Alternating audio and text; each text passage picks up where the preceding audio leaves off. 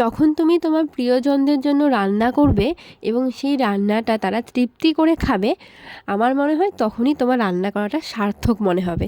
মানে আমার তো তাই মনে হয়। তো আজকে করেছিলাম কাতলা মাছের কালিয়া, আর বাড়ির সকলে খেয়ে দারুণ বলেছে। তো চলো ভিডিওটা শেয়ার করি।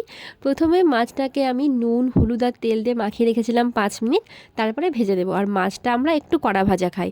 ফোড়নে দিয়েছিলাম একটা তেজপাতা, একটা শুকনো লঙ্কাকে 2 টুকরো করে নিলাম, আর 2টো এলাচ। সেটাকে ভালোভাবে ভাজা হয়ে গেলে এখানে দিয়েছিলাম একটা পেঁয়াজকে পেস্ট করে, তার সাথে দিয়েছিলাম 3টে কাঁচা লঙ্কা আর কিছুটা আদা, সেটাকে পেস্ট করে নিয়ে দিয়ে দিলাম।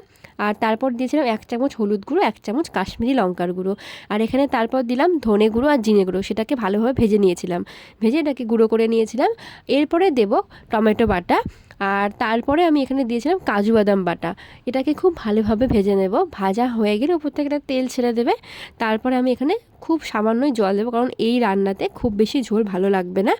আর জলটা দেওয়ার পরে আমি এখানে 5 থেকে 10 মিনিট ফুটতে দেবো। তারপরে দিয়েছিলাম পরিমাণ মতো নুন, আর তারপরে একে একে সমস্ত মাছগুলো দিয়ে নিলাম। 10 মিনিট হয়ে যাওয়ার পরেই কিন্তু আমি ওপর থেকে গরম মশলার গুঁড়ো আর পেঁয়াজের কিছুটা বেরেস্তা করে রেখেছিলাম, সেটা দিয়ে দিলাম। আমার রান্না কিন্তু একদম কমপ্লিট।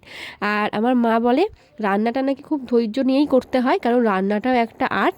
এটা তুমি মানে মন থেকে না করলে এটা কোনো সময় টেস্ট আসবে না।